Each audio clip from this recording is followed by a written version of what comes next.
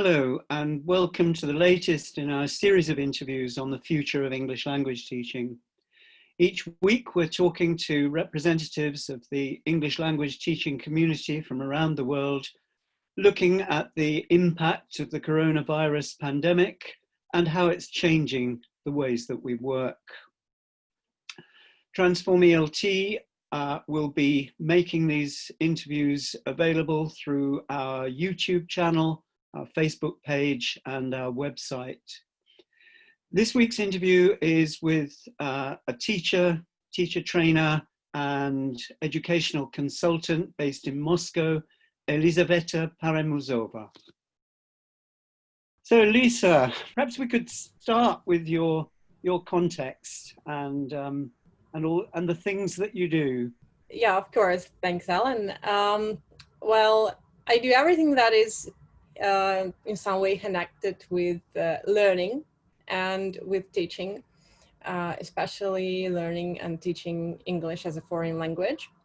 So the most obvious thing is that I teach, and I work with dyslexic students, because for me it's very interesting, like how cognition works and all these compensatory strategies, and providing opportunities for people to learn something about themselves, and then using that knowledge to move on and to learn new skills. I work with adults who suffer from what they call a language barrier, but usually it's more about psychological dimension of the way they perceive themselves. And that is, like a combination of language teaching and coaching. And in this way, I apply both my knowledge and experience in teaching methodology and in Gestalt therapy, because I have been in this field for more than 10 years, I think. And finally, my favorite group of students, it's the school leavers, like students who are preparing for the final exams, Russian national exam in English, which is a high-stake exam. You can take it only once a year, and depending on the results of these exams, you can be admitted or not to an institute. So that's one area of my life. The second one is I'm a teacher trainer, and I occasionally can do some workshops, but these days mainly pro bono for those who really need it. But I work as a teacher trainer in one of the schools where I'm actually the head of the language department. So I have a group of teachers, about 6 people. We have been working on some innovative projects and transforming the English teaching reality in a given context for the past 5 years. And yeah, that's where I'm involved in, and like I do evaluations, observation, consultancy, and accompany their professional journeys. And finally, finally, I work as an educational consultant. I help various educational and non-educational organizations answer current questions regarding some, like teaching or learning or academic projects. And yeah, maybe the final areas, I'm involved in journalism. I'm a member of the Union of Journalists in Russia because at some point in my life I was an editor-in-chief of a professional journal for English teachers in Russia.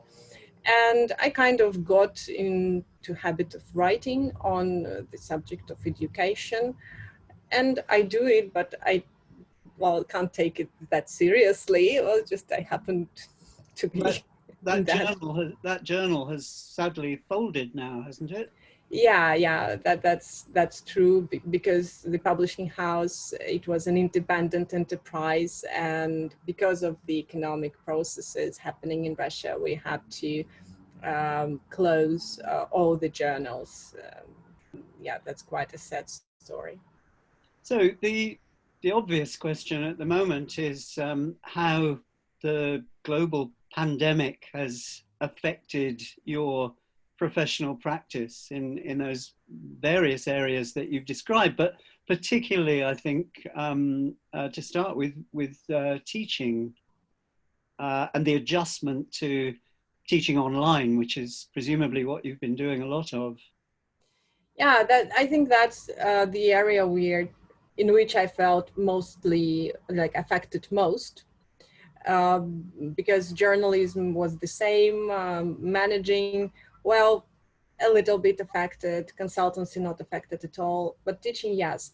The thing is that before the pandemic, I used to be the only teacher who taught online to my students. So online mode was not unfamiliar to me. It was the most convenient because it's one of the ways in which I can combine so many things. You know, like I shouldn't be chained to a place. That's why, but for my students, I was the only teacher who worked with them online, and they found that funny. The moment pandemic started, the whole dynamic of our classes changed. So the level of energy of my students dropped.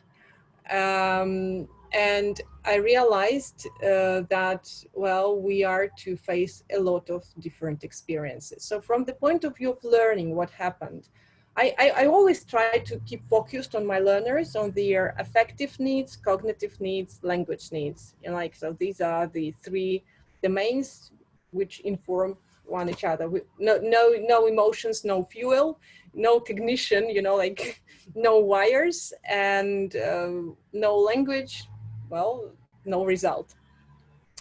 And I started observing the things that I never saw before in my students, because I prepare for the same exam year after year, and I've been doing that for 15 years, I believe. So because of their emotional disturbance, because of being overstressed, because of the changes, they started failing. And that was reflected in the ways the cognitive processes worked. Like if we look at these processes from the point of view of Bloom's taxonomy, revised Bloom's taxonomy, it is the lower order thinking skills that were affected first. They started making minor mistakes, you know, like that's the things that about inattentiveness. Yeah. So certain subsections of their mind failed them at unpredictable points. And at some point, I realized that we cannot keep on the way we did. So we cannot just do the tests and get to these mediocre results, because that is not good to get this unsuccessful experience, the experience of being not successful in test preparation, because they learn that they are failures. No way. So I had to do something for them not to get this experience. And that the crucial, like the turning point was the moment when I realized that I do not, and I admitted it to myself, that I do not understand my students, because I have never been a student in pandemic. Because usually, you know, like we refer to our own learning experience. And you can usually put yourself in your student's shoes. Yeah, so what I did, I just decided to start learning French. To put myself into my students' shoes, to see how that will work. French is not novel for me. My level was at the beginning of pandemic A2 B1. So I hired a teacher and said, okay, so let's get started. We will meet twice a week. And we will see, because like I said, I may, you know, like drop at any moment, but I need to understand how that works. And I was extremely lucky, because I experienced all these special effects, I would say, 2 or 3 days before they covered my students. I understood like how abstract thinking can fail you, how you get inattentive, and I was trying to find a way to keep in the process no matter what, you know, like, so I had no expectations about the way how it will work. And I think that we discovered a way that was rather unimaginable for me, for this group of students, because it was personalized dogma teaching, I would say, or something like Krashen's approach, natural approach. We ended up with listening to podcasts and reading newspapers and blogs, but there was the only task which my students had. You need to listen to the moment you feel you don't want to do that. I noticed in one of the series of remarkable, very personal Facebook posts that you've posted recently, that you refer at one point to the weight of the question, "How are you?" Mm-hmm. Which I think you said could become the text for an entire lesson, as it were. Yeah, and that's what actually happened in my teaching. The question, how are you, became the main question. And I think that is where the future of teaching and learning is.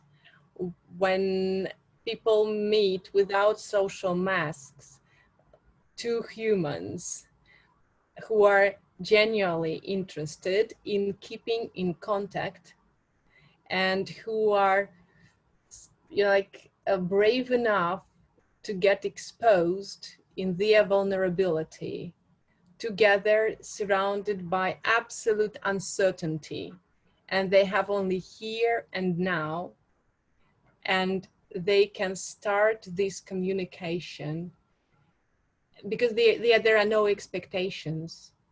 There is only a joy of being seen and being heard and of being in contact. Um, yeah. You also write about the humanization of online teaching, which at first seems like uh, maybe the opposite of the online experience, because it's so detached and mediated electronically. Um, but it's I thought it was quite a powerful argument for the need to even greater need to personalize the experience.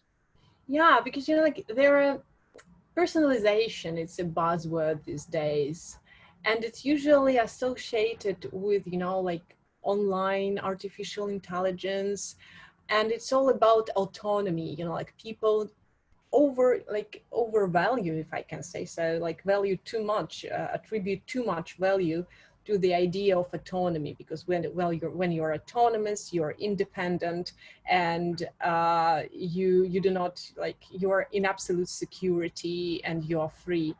But with this pandemic, people, you know, like, you want autonomy, enjoy autonomy, and it got clear that we need to be connected. Yeah, and personalization in its older pre-pandemic sense is not enough, because yeah, we can, our learning can be scaffolded by a very smart platform that will give you the feedback, provide this, but that will not make you happy, that will not make you feel alive. As well as distant learning, when you are on your own with very well thought out questions and stuff and strategies, and you know everything about yourself, but you need other people. And humanization, compared to personalization, it's about humans sharing and journeying together and using each and every tool that is um, at their disposal. And the examples that I give in the same post are, for example, there was a girl I was teaching, and the internet connection in the place where she was staying, far from Moscow, was so bad that what the only way that we could do, we could have a phone call so that I could hear her voice, And we were looking at the same presentation and the same website, but we had to synchronize and we need to touch, you know, like the start button at the same moment. And that was a ritual. She was counting.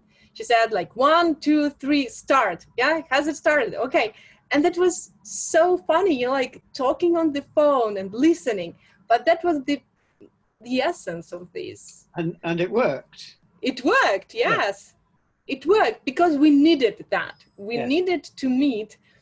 And I was, you know, I was shocked because during pandemic, 0 classes was canceled. So I had no lesson cancellations. All my classes happened. On the other hand, you talk at one point about metaphors. Now, I quite often use metaphors with groups of teachers, metaphors for the classroom, for learning, for the learner, and clearly so do you. And you say it started with gardens, ships, planes, but recently the metaphors changed to something like field hospital, Yes. battlefield hospital. Yes. And the most striking one for me was shot of adrenaline to the heart, Yeah. which really caught the sudden shock of everyone having to change the modalities, change the way they made contact with each other. Can you say something about that? About that switch to reinventing ways of being and doing as a teacher?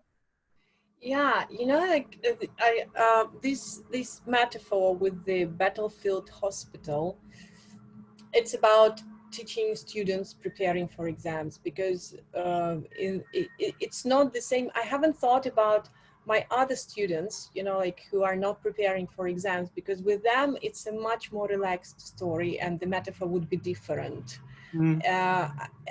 But I need to think about that. But with the students who were preparing to take this RNE exam, the final month was a battlefield hospital for several reasons. So firstly, you know, like they came to this moment of these exams exhausted, mentally exhausted. And as I was observing the things happening with them in their performance, very unusual. I will give an example. Usually my students come to me 2 days before their English exam.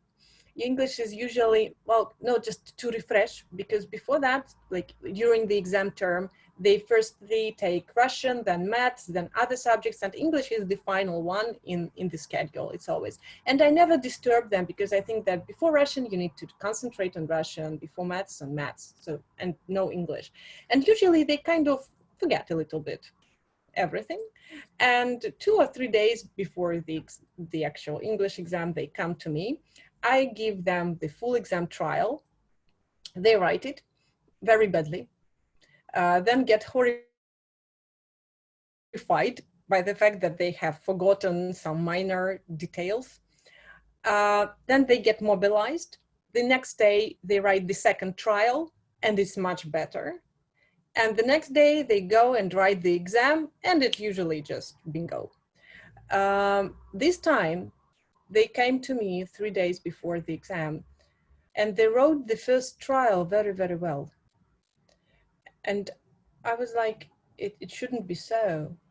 You usually cry after the first trial. I even have, you know, like tissues. That's normal. But the second day, they write a little bit worse.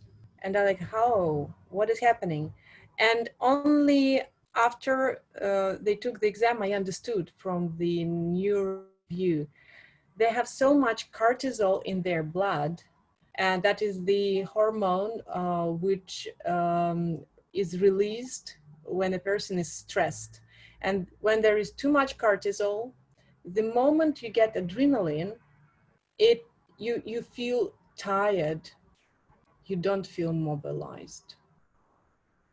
And that is the neurocognition behind their exam preparation and behind their exam performance this year. Ultimately, it was a constructive effect. The way their brain chemistry was working actually worked to their advantage in this situation. No, it worked for their disadvantage because, you know, like the students got too stressed during pandemic, and the cortisol like collected in their blood. And when they started doing exams, each time they entered an exam room, they naturally had again adrenaline in their blood, but this adrenaline didn't mobilize them, but kind of suppressed them. Mm-hmm. And because of that, students made a lot of mistakes for inattentiveness. Mm-hmm. And by the moment they were taking English, they already knew the results of their previous exams. And the results didn't meet their expectations. And when I say about, you know, like this adrenaline shot, that was a girl who learned her results in maths 6 hours before, like 12 hours before English during our class. And I had to do something with her just to collect her.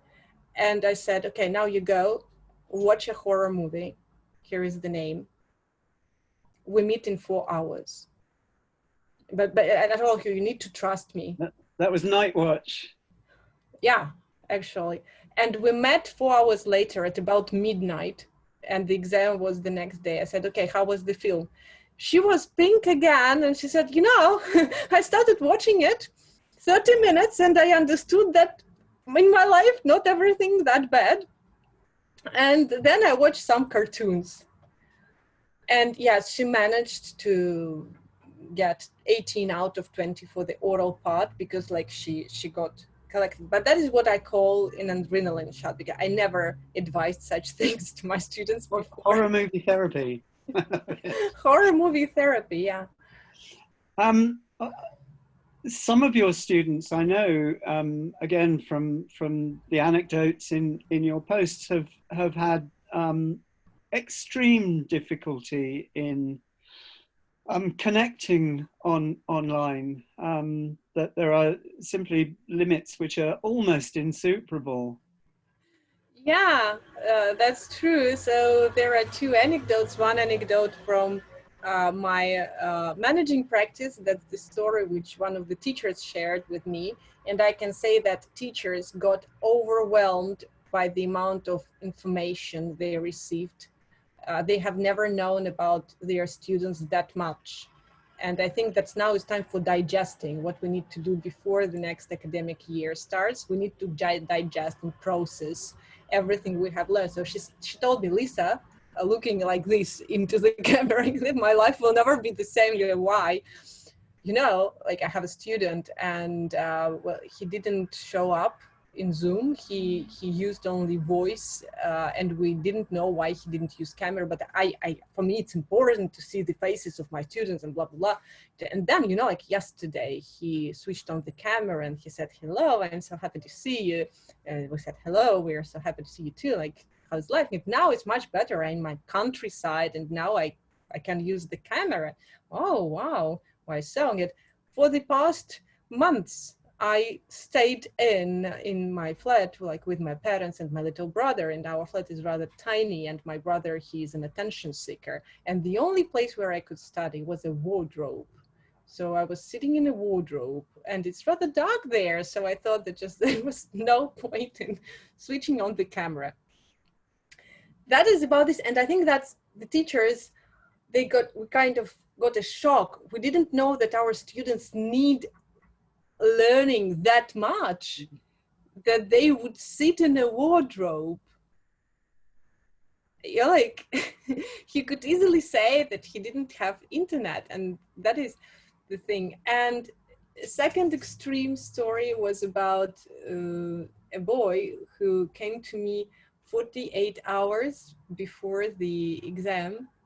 And well, that was quite a spontaneous decision. And for the first time in my life, his camera didn't work. For the first time in my life, I was teaching a person I didn't know the way he looked like. So he could see me, he could see the screen I was sharing. I could only hear his voice. You know, like, so just, it's something unimaginable for a teacher that if we ever meet in the street, I wouldn't recognize him. Right. But he was so motivated, he took everything, like it's a separate story. But that was something like, so all, like these masks, all these attributes of teaching, everything like vanished, got washed away. You need to ask a question and to get the answer, to be heard. Yeah, that's the value of being heard, I would call this the result of this transformation.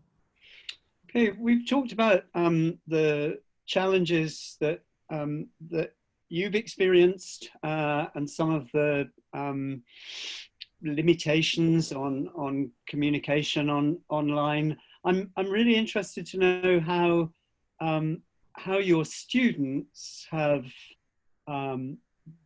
developed over this period, how they have adjusted to being exclusively online students. Have you observed a kind of a curve of development?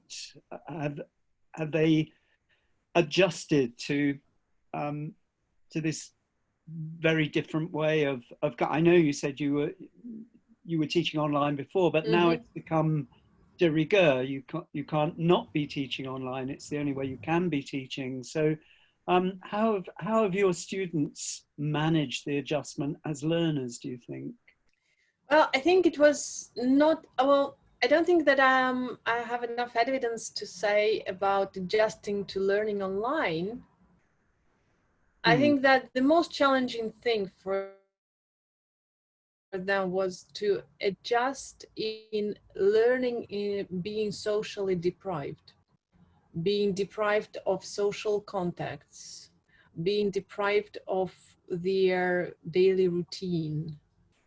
So it's what's going on in the background, their yes, it life was situation. yes, I think that what affected them, because they were parted from very, the things that make them feel that they are okay. Like there are certain things that you use, like you do every day, and you know that, okay, so that is the way I do things. There is this famous book, The Flow, and I think the psychology of optimal experience. I never managed to pronounce the name of the author correctly. No, neither do I. But I'll put the link on below the video. Yeah, and I think that the main challenge was that we were all of a sudden deprived of our usual means of getting into the state of flow. Like when you wake up in the morning, put on your makeup, make a cup of coffee, walk your dog, take your car, and step by step you get into the state of flow, and your energy, like it starts going. Then but here now in lockdown, especially for teenagers, that was challenging. Their daily routine collapsed, and it was very difficult to get into the work process, to get out. And they suffered immensely from being parted from their friends, from seeing people. All of my students, all my teenage students, were taken to their country houses there, where they would never spend that much time. And yeah, well, it took about a month and a half for them to go through these stages of grieving, like denial, then all of those things, to depression, and then acceptance. Mm-hmm. Some of them started walking and finding new friends. Others started cooking, you know, like, and started enjoying the things. But those who were not given such a luxurious opportunity, they suffered a lot. Those who were, for example, moved by their parents from one country house to another, that was very challenging for them. And So it has to what do with a lot more than just what's going on in the yes, lesson. Yeah, yeah, yeah, and the challenge was spending 24 hours a day with with the parents, yes. because parents, they have never seen their children for so long, Yeah, and that was quite a challenging challenge. thing, quite a challenge. Yes. Lisa, thank you very much indeed. It's been fascinating to talk to you and to listen to your lockdown narrative. Yeah. And I hope we'll have the chance to meet again. We're hoping to have a live online discussion with a number of people who've done these interviews, Yeah. and with questions from a wider audience. And I hope you'll be able to be involved in that. I'll put a link to the Flow book, also to a talk that a session that Adrian Underhill did in the IATEFL online conference back in April, Mm-hmm. about humanizing online teaching. Really? Yeah. Yeah. Because Um, I haven't heard that talk. I'm sorry. So just I just thought that would be a relevant um, resource to link to. Okay, thanks thanks a again. lot. It's been Yeah. wonderful. Thank you so much. Thank you. Okay.